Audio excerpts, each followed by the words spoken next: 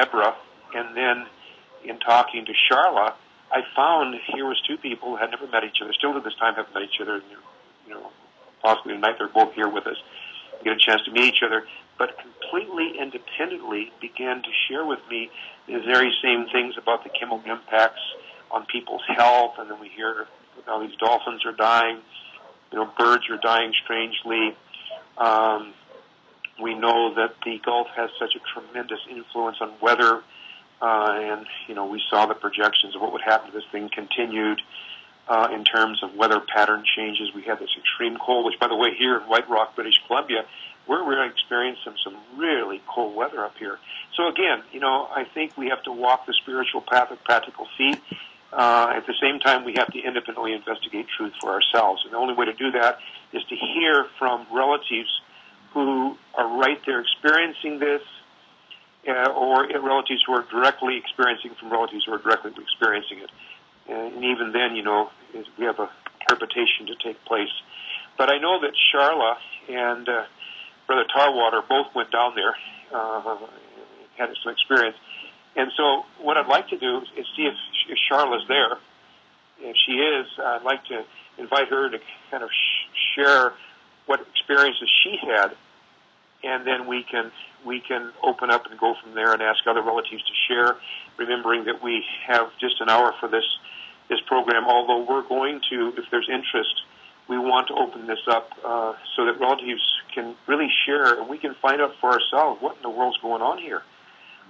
Because, I've watched the mainstream media, everybody's focus, which, by the way, is really incredible unfolding that's happening in the Middle East and in that whole dimension, but there may be something happening right here in our own homeland that has some pretty incredible, horrific consequences. So, Thomas, any thoughts on that? And you're the one kind of seeing who's there, and take it from there.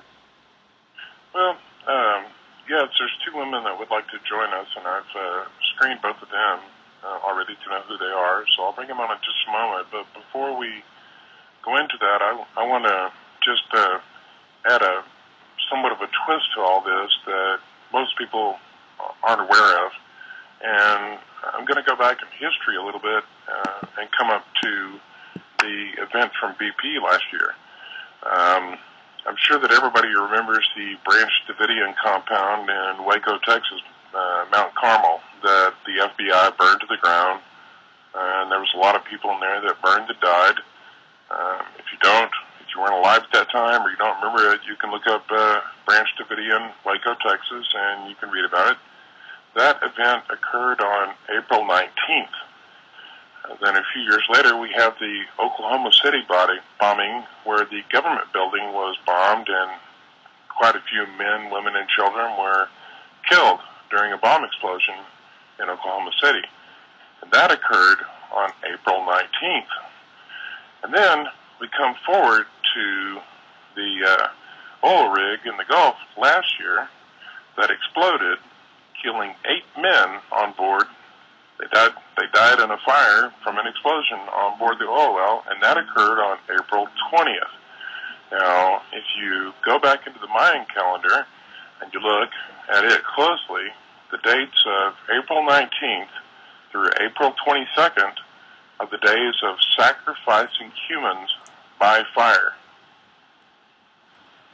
And all those events occurred in the same time range. So there's people out there that know what they're doing, and they don't want anybody else to know what they're doing.